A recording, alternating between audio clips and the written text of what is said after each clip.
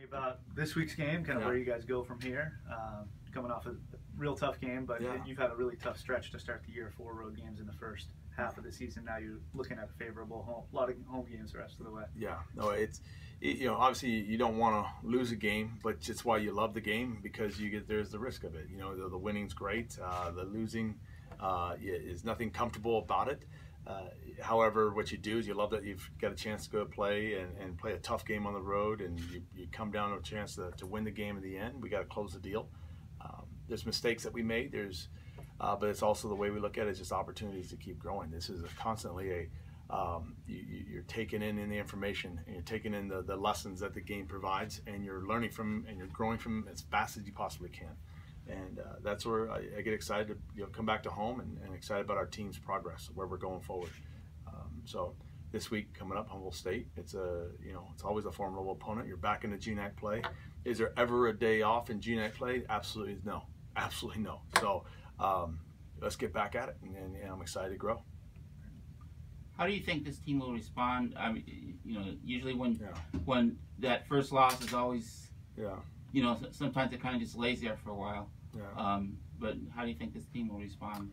Well, they should respond like I do, then get back to work. I mean, the thing about it is you can't philosophize your way out of coming back from a loss. You can't sit there and question what's going on. You look at the tape, you look at the facts, you grow from it. And that's what you do. And the leadership on the team, the desire this team has to be successful, I'm very impressed with it. Now, you're talking about 18, 23-year-old young men that in today's day and age where they're growing up, and emotionally some things can probably try to challenge them. I like this team where they're at. I like the leadership and how much they love each other with it.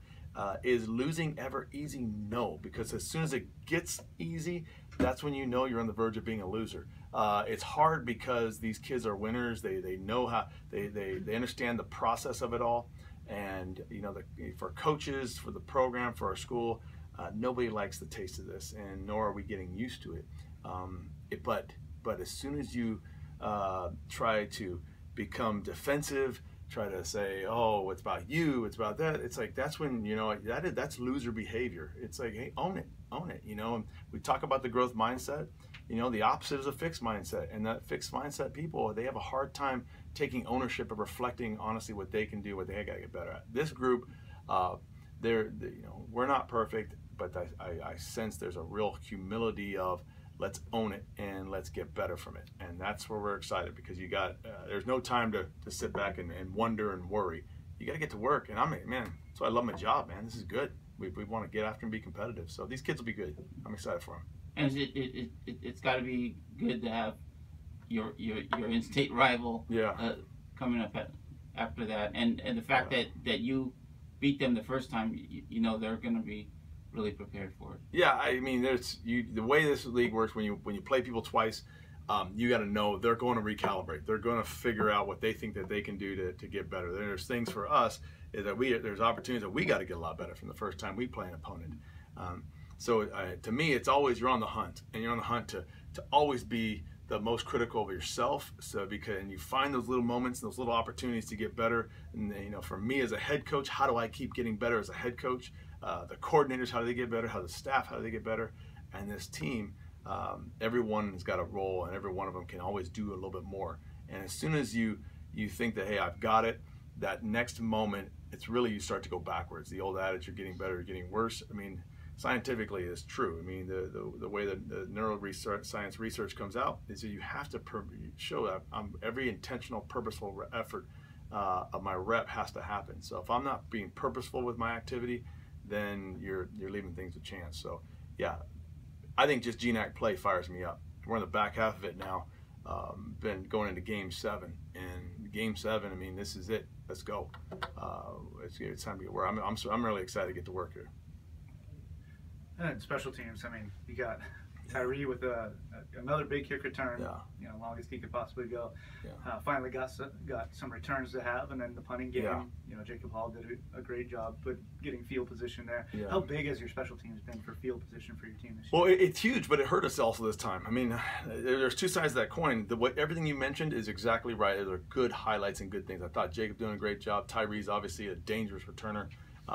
And for Tyree to be as successful, it takes other guys that are helping out. But you know, our average starting field position prior to these games has been pretty favorable to us. But unfortunately, this time, our average starting field position was only 21.75 yard line, and so, you know, that's different. Now you got to create a longer drive, and field position is everything in football. So our special teams, I think I'm excited about it. They are special, but then this last week they weren't as special as we needed them to be. And I think that's a collective theme throughout all three phases of the game, is that this is a very good team. However, we need to be great on Saturday, and we need to be better on this Saturday coming up. And so discipline always beats talent, and we got to become more disciplined in some of those areas across the board, consistent before quarters. And then kind of a special event for you guys this weekend. It's the 500th APU football game in the school's history. How are you? Just how special you've talked about homecoming being a special event for you, kind of the season opener, the Thursday night. What is it? This is kind of a unique one for you. How do you look at this game and approach this with the milestone that you're hitting? Well, when you realize you're a part of history and you're part of a program that it's just there's so much rich history that comes from the people that have come out of this program, the coaches who've coached before me, the administrators, the students. A 500 game mark it shows that, hey, this is a program that's here to stay, and there's a rich history behind it.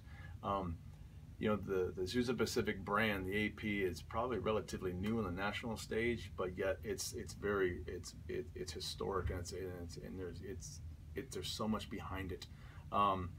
And so this 500th game marks, I think, a big anniversary time for us to say, you know what, take stock about what this program has done and represent, and because I think there's so much value there, there's so much richness to it. And I'm very proud of the school. I'm very proud of us being able to take a field, and for me, what an honor and a blessing to be the head coach of the 500th game.